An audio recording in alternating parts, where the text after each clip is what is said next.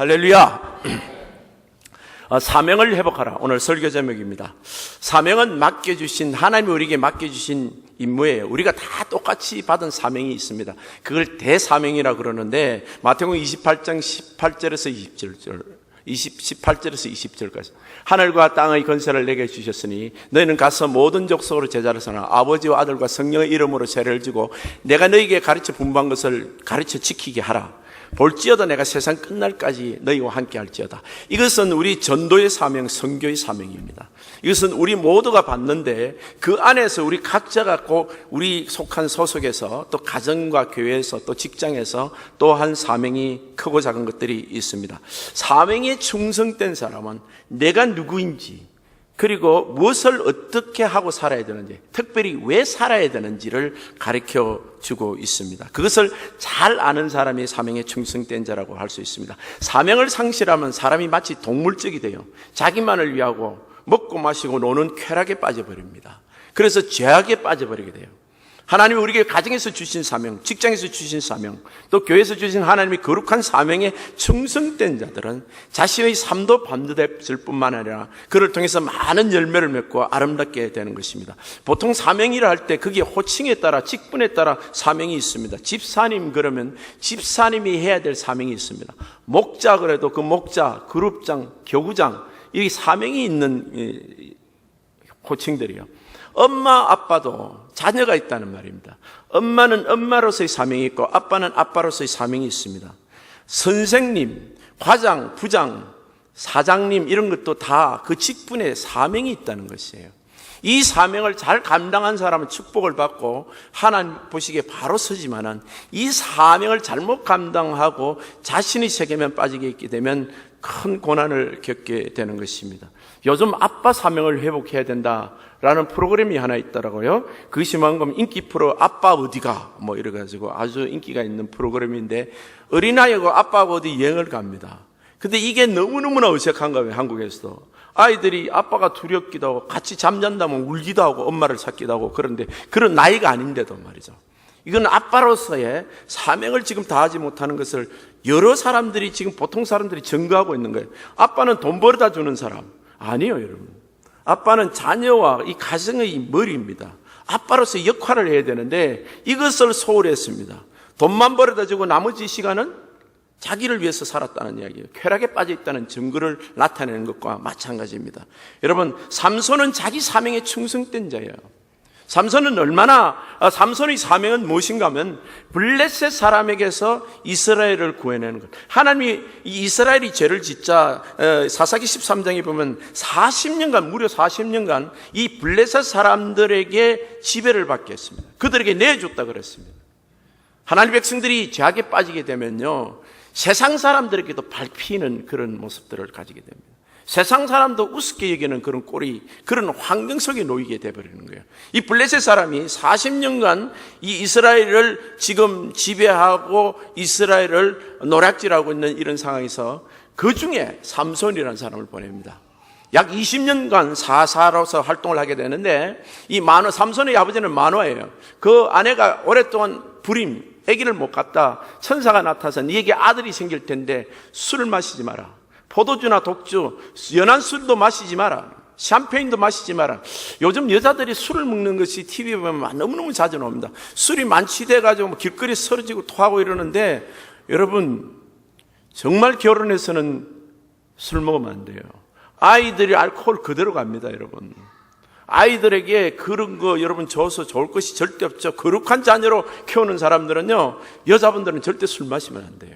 자녀가 잘 되기를 축복하려면요. 그래서 여러분 이 사명을 다하는 기 위해서 이 삼손은 어릴 때부터 이 나실인으로서 머리에 삭도를 내지 마라. 하나님 머리를 삭제. 너는 어릴 때 태 속에서부터 하나님이 택한 자다. 그런데 놀라운 하나님이 은사를 주셨습니다. 그는 이 이스라엘 사람들을 구원하기 위해서 블레셋 사람과 결혼을 하려고 합니다. 부모들이 그걸 몰라가지고 블레셋 사람하고 왜 결혼을 하느냐, 우리 동족하고 결혼하지 않고. 그래서 이 블레셋 사람하고 결혼을 하는 것을 반대합니다. 그런데 사실은 블레셋 사람하고 결혼하려고 결혼하는 것이 아니라 그것을 핑계 삼아서 블레셋 사람을 치려고요. 이 말은 무슨 말인 거면 삼손은 일평생 홀로 살면서 하나님의 사명을 다하기 위해서 자기 가정도 가지지 않았던 그런 사람이었습니다. 그 정도로 하나님 상에 올인했던 사람이에요. 근데 하나님은 이 사람에게 엄청난 은사를 줬습니다. 어떤 은사를 줬나? 성령이 강하게 임하시면 사자를 찢어 죽이는 거예요. 염소 찢기처럼. 뭐 염소 찢기도 힘들겠지만 사자를 어떻게 맨손을 찢습니까? 그런데 이 힘이 말해 천하무적이야. 천하무적. 나귀 특별을 가지고 블레셋 사람 1000명을 단숨에 죽이는 거예요. 여러분 1000명을 죽인다고 생각해 보세요. 이거 얼마나 엄청난 힘입니까? 지치지 않는 힘이에요. 그러니까 하나님께서 성령님께서 임할 때 이 사람에게 특별한 은사를 주셨습니다. 여러분도 날 때부터 다른 사람보다 뛰어난 은사가 있을 수가 있어요. 어떤 사람은 인물이 뛰어날 수도 있고 머리가 아주 병석할 수도 있고 재능이 뛰어날 수 있고 리더십이 아주 뛰어날 수도 있고 여러 가지 예술적인 감각도 이 보통 사람과 뛰어나는 어떤 천재적인 것을 가질 수가 있답니다. 그런데 꼭 기억하셔야 되는 것은 우리 하나님 사람들 이것도 하나님 주셨다는 사실을 잊지 말아야 돼요. 삼손은 모태로부터 그런 은사를 타고 나서 자기에게 그런 은사가 영원히 갈 줄 생각했습니다. 뭐 치는 것마다 다 이기니까요. 뭐 블레셋 사람이 얼마나 숫자가 많든 상관없어. 자기는 뭐 싸우면 이기니까. 그래서 삼손이 교만에 빠진 거예요. 이 교만에 빠지자 하나님을 무시했습니다. 이 은사는요, 하나님 주신 선물입니다. 신자든 불신자도 똑같습니다. 하나님 주시지 않으면 받을 자가 없죠. 하나님 주셨기, 하나님이 거둬가시면요, 그냥 끝나는 거예요. 영혼이 있다라고 여러분 자만하시면 안 돼요. 타고났다 자만하시면 안 됩니다. 삼손도 타고난 줄 알았죠. 그런데 정말 그렇게 교만할 때 그는 하나님과의 관계를 무시했습니다. 가족과의 관계도 무시하면 안 돼요. 사람은 이 이웃과의 관계도 무시한, 하나님이 내가 가족과의 관계 이런 것을 잘 충성되게 하기 위해서 은사를 주셨는데 가족을 내몰라 하고 정말 함부로 하고 자기 멋대로 쾌락에 빠져 있으면 하나님 은사들을 다 걷어갑니다. 은사는 선물이거든요. 하나님 주신 선물들인데. 그런데 이 삼손은 하나님을 무시하고 그렇게 교만하다가 오늘 큰 트랩에 빠집니다. 고난에 빠집니다. 신앙의 양심을 버리는 짓을 하는 것입니다. 17절에 보면 삼손이 진심을 드러내어 그에게 이르되 내 머리 위에는 삭도를 대지 아니하였으니 이는 내가 모태로부터 하나님의 나신 일이 되었습니다. 만일 내 머리가 밀리면 내 힘이 내게서 떠나고 나는 약해서 다른 사람과 같으리라. 자, 이 본인이 그 능력이 머리에서 지금 삭도를 대지 않고 머리카락이 길고 머리에 이게 칼을 대지 않아서 온다는 사실을 알고 있는데 이거를 들릴라라는 여자한테 고백해보는 거예요. 이 들릴라라는 여자는 마귀예요. 아주 이쁩니다. 육적으로 요즘 말로 하면 섹시하게 생겼어요. 그래도 이게 마귀라고요. 그런데 거기에 자기 영혼을 팔아보는 거예요. 하나님을 팔아보는 거예요. 이쁘다고요. 사랑한다 그러지만 자기만 사랑한다고 속한 거예요. 이 들릴라는 돈에 탐욕이 있어서 천백개가 목적이지 절대 삼손을 하고 같이 살 사람이 아니었는데 이 삼손은 속은 거예요. 그래서 세 번째까지는 거짓말을 하는데 첫 번째는 새 활줄 7, 활줄이라는 게 그 활을 만들 때 세우는 그 줄, 그거로 7으로 동이매면, 그 다음에는 세 줄로 동요매면. 근데 그런 걸 돌려매도 다 끊었습니다. 머리를 이렇게 배틀 바디로 이렇게 머리를 짜기만 하면 그런 거 뭐 아무것도 자기를 묶을 수가 없어요. 다 거짓말했어요. 근데 점점 거짓말이 근처로 머리 가까이 갑니다. 여자가 막 울면서 그냥 칭얼대면서 왜 가르쳐주지 않느냐. 이 참 멍청한 이 삼손이 그 여자에게 그걸 말해버린 거예요. 그래서 그걸 말하니까 사람들을 불러가 머리 7가닥을 딱 미니까 힘이 없어질 거예요. 여러분, 하나님 주신 엄청난 능력, 하나님 주신 엄청난 축복, 그것이 재물이든 자녀든 여러분 건강이든 은사든 한순간에 팔아먹는 사람들이 있다는 거예요. 멀어가지고 쾌락 때문에. 이게 얼마나 어리석습니까? 남자만 그럴까요? 여자들도 그런 거예요, 여러분. 오늘날 이 시대는 그런 사람들 많이 봅니다, 여러분. 하나님 주신 그 엄청난 것을, 그 보물을 마귀에게 팔아버리는 거예요. 내 육신의 정욕을 따라서 말이죠.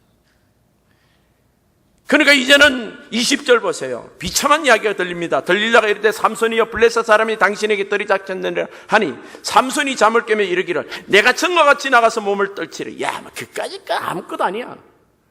예전에도 들릴라가 3번이나 그랬는데 그랬으면 정신 차려야 될 거 아니에요. 4번째 다시 이렇게 하는데 그게 되나 이 말이에요. 여호와께서 이미 자기를 떠나신 줄 깨닫지 못한, 성경에 가장 슬픈 말씀이 있는데 이것이 하나님께서 자기를 떠났다는 거예요. 하나님께서 자기를 떠나니까 자기 인생 끝나버린 거예요. 삼손이 그렇게 됐습니다. 그러고 나면 어떻게 될까요? 이 연사가 떠나니까 바로 비천하게, 비천에도 아주 비천하게 지금 정말 그 고난을 당하는 모습을 21절에 봅니다. 블레셋 사람들이 그를 붙잡아 그의 눈을 빼고 눈으로 가지고 그 보이는 대로 행동했기 때문에 눈알이 빠진 거예요. 우리가 눈을 떴다는, 여러분 잘못 보는 것들이 얼마나 많은지 모릅니다. 세상 그거는 보지 말고 거기에 끌려가지 말아야 되는데 그렇게 경고가 3번이나 있었는데도 이거는 4번째 그냥 자기 눈을 팔아버린 거예요. 아니 자기 눈만 팔은 거예요. 자기 인생 전체를 팔아보고 자기 동족도 팔아버린 겁니다. 자기 형제들도 다 팔은 거예요. 하나님도 팔고요. 얼마나 끔찍한 실수를 하고 있는지 지금 모릅니다. 눈을 빼고 가사로 내려가서 놋줄을 메고 그에게서 옥에서 맷돌을 돌리게 하느라. 밧줄에 묶였습니다. 그 옥에서 지금 맷돌을 돌리게 하는 거예요. 보통 이 짐승이 돌리는데 이 삼손을 혼자서 돌리게 했어요. 이 보통 맷돌은 조그만 거예요. 그 집에서 그때 당시 보면 집에서 사람들이 그것을 갈아서 곡식을 빻아서 음식을 만들어 먹기도 하고 불에 구워 먹기도 하고 이랬는데 이 옥에서 가는 건 아마 거기서 사람들이 많이 모여서 그렇게 많은 사람들을 위해서 큰 맷돌을 갈게 했던 거거든요. 근데 얼마나 비참합니까? 자신만 비참해질 뿐만 아니라 지금 내 형제들에게도 얼마나 정말 부끄러운 짓을 했습니까? 가족들 뿐만 아니라 하나님에게. 지금 이 삼손의 눈물은요, 자신이 혼자 눈물이 아니에요. 가족들의 눈물이 되는 거예요. 하나님의 눈물도 되는 겁니다. 하나님을 믿는다는 사람들이 이런 실수를 하는 경우가 있어요. 하나님을 믿는다는 사람들이. 그래서 이런 후회를 합니다. 그때 좀 할 거를. 여러분, 지금 바닥에 갔는데 뭐 그런 후회를 하면 못합니까? 그래서 여러분, 우리가 이 사명을 상실한다는 건요, 사명은요, 자기를 위해서 사는 게 아니에요. 가족을 위해서, 교회를 위해서, 하나님의 뜻대로 사는 것이, 먼저 너희는 그 나라와 그 의를 위하여 구하라고 그랬습니다. 근데 여러분, 여기에 놀라운 은혜가 있습니다. 정말 기막힌 은혜의 말씀이 있어요. 그게 뭔가 하면 오늘 본문 22절입니다. 그의 머리털이 밀린 후에 다시 자라기 시작하니라. 삼손은 하나님을 버렸습니다. 그래서 비천하게 아주 노예까지 갔어요. 지금 짐승처럼 살고 있습니다. 그래도 그 밀린 머리가 자라더라는 거예요. 하나님의 은혜는 한 번도 끝난 적이 없습니다. 하나님, 우리는 한 번도 하나님 신실하심을 우리를 배신한 적이 없다며. 어떤 사람이 그런 아이들 그런 이야기 하듯 하나님 손을 잡을 때 하나님은 그냥 이렇게 손을 안 잡으시고 이렇게 잡으신다고요. 우리 손목을 잡으신다고. 우리가 이렇게 놓더라도 하나님이 잡기 위해서. 머리털요, 삼손이 팔았습니다. 그러니까 블레셋 사람들이 깎았어요. 그러니까 완전히 다 망해버린 거예요. 근데도 하나님 은혜의 이 머리털은 다시 자라더라. 하나님은 한 번도 그 주신 생명을 거둬가신 적이 없다며. 하나님 영생의 은혜는 한 번도 우리를 버리신 적이 없다는. 하나님 은혜는 영원토록 우리와 함께 하시는 임마누엘 하나님이에요. 지금도 여러분과 저희가 똑같이 우리가 때로는 삼손처럼 이렇게 비천해졌다 하더라도 하나님께서 우리 남기신 그 은혜는 여전히 남아있는 증거입니다. 하나님 은혜가 남아있습니다. 하나님 살아계신 은혜와 사랑이 남아있는 거예요. 지금 그것이 자라기 시작하더라는 거예요. 우리는 우리 안에 있는 오늘 아침에도 하나님의 남아있는 은혜가 내게 살아있는 증거를 우리는 발견해야 되는 거예요. 주님이 나와 함께 하시다. 그래서 삼손이 마지막으로 이제 기도를 합니다. 오늘 본문 28절을 보면 삼손이 어린 손에 붙들려서 지금 그 다곤신정에 축제하는 데 나가 있습니다. 사람들이 그럽니다. 삼손을 붙들어내니까 야, 우리의 대적 말이야. 삼손을 우리의 신 다곤신이 저 사람을 저렇게 붙들었다. 눈알 뺐다 구경하자. 데리고 나오라. 얼마나 구경거리인지 모릅니다. 지금 신전에 모였습니다. 누가 위에 있는 사람이, 지붕 위에 있는 사람이 3천이라 그랬으니까 뭐 수천 명이 지금 거기 모여 있는 거예요. 근데 전부 다 삼손 구경하려는 거예요. 저 삼손 때문에 그냥 도망댕기고 우리 민족이 얼마나 두려웠던 그 인물이 정말 하찮은 힘없는 한 노예로 변화가 밧줄에 묶여서 지금 나옵니다. 재주를 부리게 하자, 춤추게 하자. 어린 소년에 이끌려갈 정도로 눈을 앞이 안 보이니까요. 그렇게 끌려 지금 가고 있는 모습입니다. 여러분, 삼손의 눈물은 하나님 눈물이고 이방신을 높이게 되는 꼴이 되고 하나님 백성들이 낮아지는 꼴이 된 것입니다. 요즘 말하면 술집에 안주감이 된 거예요. 어느 게 성도가 신문에 났다더라. 불신자들이 얼마나 조롱하고 놀리는 그런 모습들이, 나뿐만 아니라 하나님의 나라에 영광을 가리는 하나님 눈물이 된 거예요. 삼손이 그걸 생각을 하면서 가슴이 터지는 아픔이 있는 거예요. 내가 한번 어떤 일시적인 그 육정의 논이 어두워서 내가 교만해서 하나님 주신 그 은사를 무시하고 이지를 했구나. 그래서 내가 죽기 전에 뭔가를 해야 되는데 지금 이 비천한 몸이 뭐 할 일이 없는 거예요. 뭐를 해야 될까? 근데 신전에서 자기를 나와서 이렇게 사람들이 와 모여가 자기 구경한다고 삼손이 나오니까 막 손가락질하고 저게 삼손이냐, 저게 별의별 놀리는 소리를 다 했을 겁니다. 그 수천 사람이 모였는데 거기에 그 신전에 끌려가는 거예요. 춤추라 했어요. 춤춰야지 어떡해. 안 추면 맞으니까. 그러면서 한 가지 생각을 했어요. 내가 오늘 죽으리라. 죽기 전에 내가 이 블레셋 사람 다 죽이겠다는 거예요. 그래서 기도하는 장면이 28절에 나옵니다. 그 집에는 남녀가 가득하니 블레셋 모든 방백들이 거기가 있고 남녀도 3,000명 가량, 지붕에 있는 남녀도 3,000명 가량. 28절 보면 삼손이 여호와께 부르짖어 이르되 주 여호와여 구함나니 나를 생각하옵소서. 하나님이여 구함나니 이분만 나를 강하게 하사. 삼손은 두 번 기도 안 합니다. 예전에는 지금 수십 년간 하나님 나와 함께해서 나의 기도를 들으시고 또 나와 함께 하시고 나를 통해서 기도하지 않더라도 하나님 주신 그 능력으로 내가 수천 명을 무찌르고 승리했는데 이제는 내게 힘이 없어졌다는 걸 자기합니다. 나는 힘도 없고 지금 능력도 없고 아무것도 없는 거예요. 그리고 거지보다도 더 불쌍한 노예가 됐습니다. 자기 백성들에게도 부끄러움이 됐고 블레셋 사람에게도 놀림감이 된 이 삼손이 지금 한 번 구하는 기도가 있어요. 그게 뭔가 하면 이번만 나로 강하게 하사. 주님 한 번만 내 힘 주세요.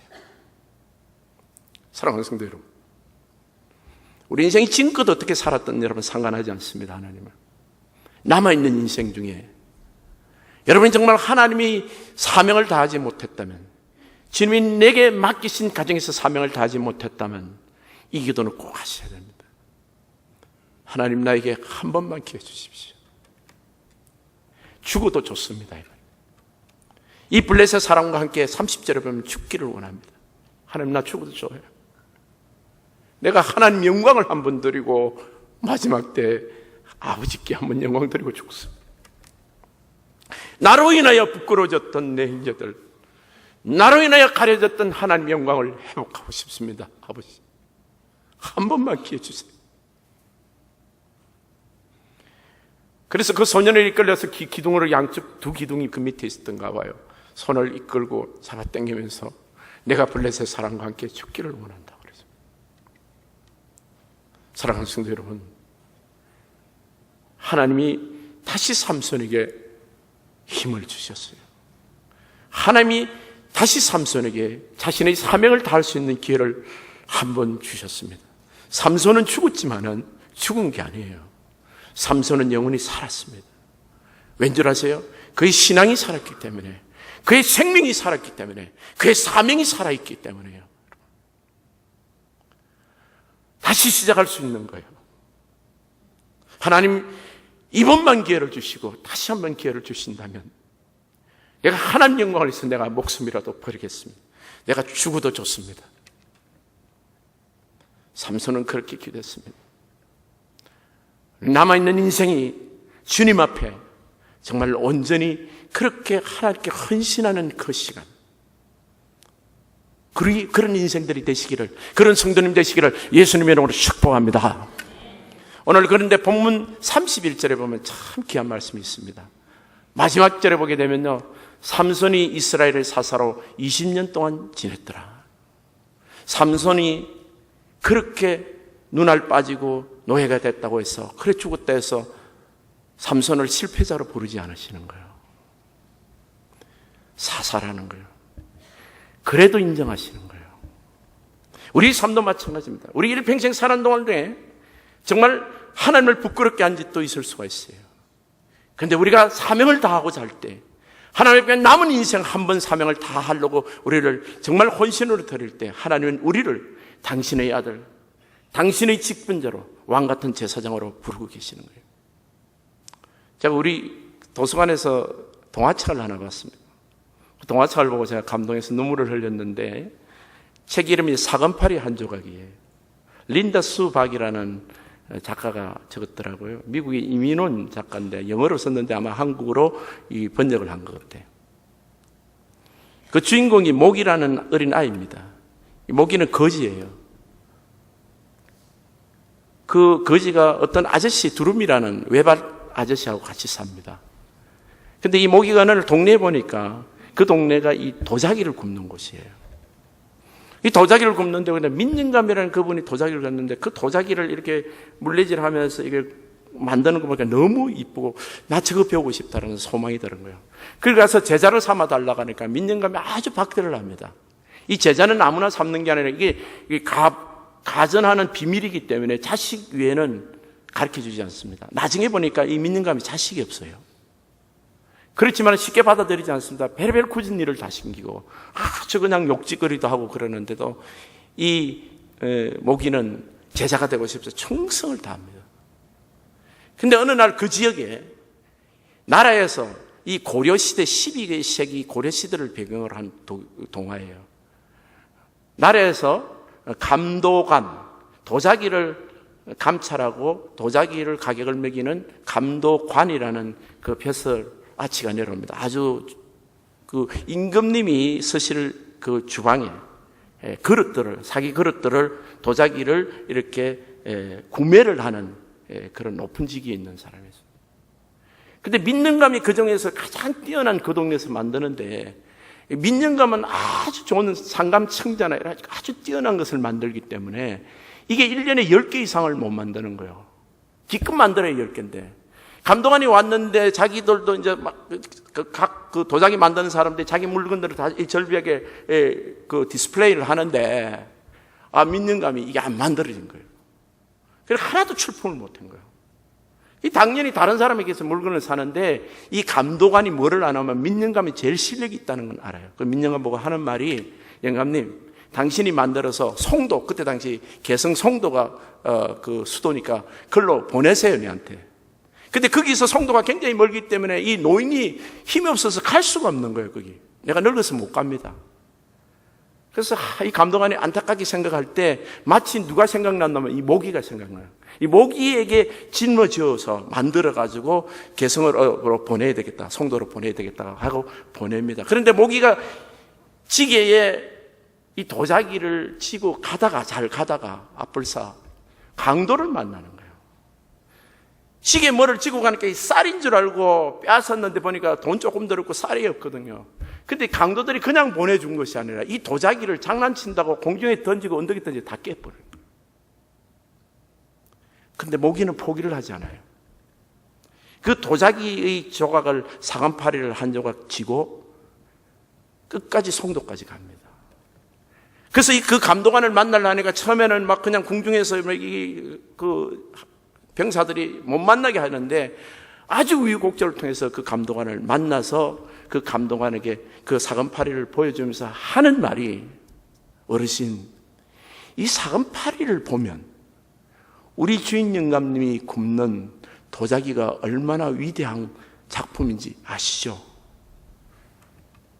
과연 그 감독관은 그 사건파리 조각 하나를 보면서도 자기 그 민영감이 만드는 그 도자기의 퀄리티를 아는 거예요. 그래, 이거는 정말 영롱하고 이런 작품은 정말 예술 작품이요. 임금님 상에 올리기에 합당하다. 그래서 편지를 써주는데 편지를 써주면서 너는 가서 주인에게 몇 날 며칠까지 얼마를 하라고 오다를 내려주는 거예요. 근데 그 사건팔이 한 조각이 그 안에 그 주인의 능력과 아름다움이 다 들어있는 거예요. 사랑하는 성도 여러분, 여러분과 저의 인생의 삶이 때로는 바스라지고 깨진 항아리 같아도 우리 주 예수 그리스도가 우리 안에 생명이 있습니다. 그 안에는 그 생명이 나타나는 거예요. 여러분이 하시는 일이 아주 조그만 일이라도 하나님 백성들이 하는 생명이 그 안에 나타나는 겁니다. 빛이요 소금이요 또 왕같은 제사장들이 하고 있는 하나님 일들은 다른 거예요. 보면 아시는 거예요. 우리 주 예수님은 내가 했구나. 네가 한 찬송이구나. 네가 드린 예배구나. 한 조각만 보시도 아시는 거예요. 우리 일평생 동에 하나님 앞에 정말 위대하고 거창한 일을 하지 않더라도 좋은 거예요. 우리 사명 중에 남들이 보기에 보잘것없는 작은 것이라도 괜찮은 겁니다.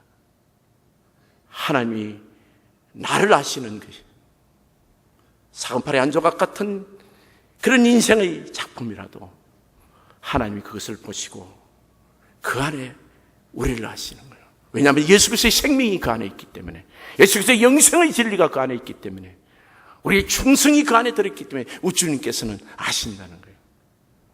우리 모든 성도님들이 주님 안에서 정말 하나님이 살아계신 이 하나님의 작품이신 여러분이 하나님 앞에서 걸작품이기 때문에, 여러분이 하나님의 명품이기 때문에, 여러분이 하는 모든 것들이 하나님 보시기에 아름다운 것이에요. 우리는 사명을 회복하고 주님 앞에서 정말 하나님께서 주시는 이 모든 일을 통해서 주님 오시는 그날까지 충성된 하나님 일꾼 되시기를 예수님 이름으로 축복합니다.